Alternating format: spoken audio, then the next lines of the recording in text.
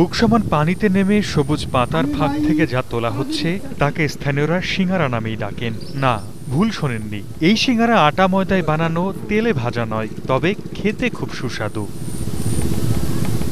প্রতিবছর বোরো ধান কাটার পর নিচু জমিতে পানি জমে হারায় চাষাবাদের উপযোগিতা।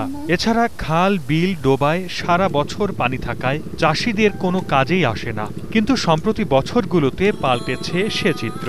এখন পানিতে নিমজ্জিত জমিগুলো ভাগ্য বদলাতে শুরু করেছে কৃষকদের। চাষাবাদ হচ্ছে পানি ফল। এই জমি পরিত্যক্তভাবে অপরি থাকে, এই জন্য আমরা সেই সিংড়া চাষ করি। আমাদের কোনো ফসল হয় না, এটা এই ফসলই হয়, এর দামও ভালো। জামালপুরের দেওয়ানগঞ্জের কৃষকরা জানান, পানিফল চাষে সার, কীটনাশকের প্রয়োজন হয় না, খরচও কম। তবে বাজারে ফলটির চাহিদা রয়েছে বেশ। প্রতিমন পাকা পানিফল ১৫০০ থেকে ২০০০ টাকা এবং কাঁচা পানিফল বিক্রি হচ্ছে মন প্রতি ১১০০ থেকে ১২০০ টাকায়। এটা পাকা কাঁচা দুটো ভাগ আছে। একটা পাকা, ওটা হলো সিদ্ধ করে খাওয়া যায়, সিদ্ধ করে খেলে এবারে মিষ্টি আলুর মতো লাগে।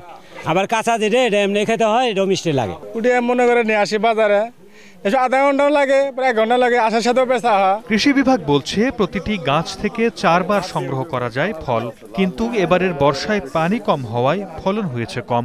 উৎপাদন বাড়াতে চাষিদের পরামর্শ দেওয়ার কথা বলছেন এই কর্মকর্তা।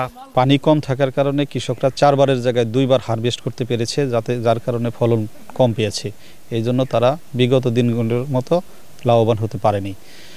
আমরা কৃষকদেরকে প্রয়োজনীয় পরামর্শ দিয়ে যাচ্ছি। এবছর জামালপুরের দেওয়ানগঞ্জ ও ইসলামপুর উপজেলায় প্রায় ৪০ হেক্টর জমিতে পানিফল চাষ হয়েছে।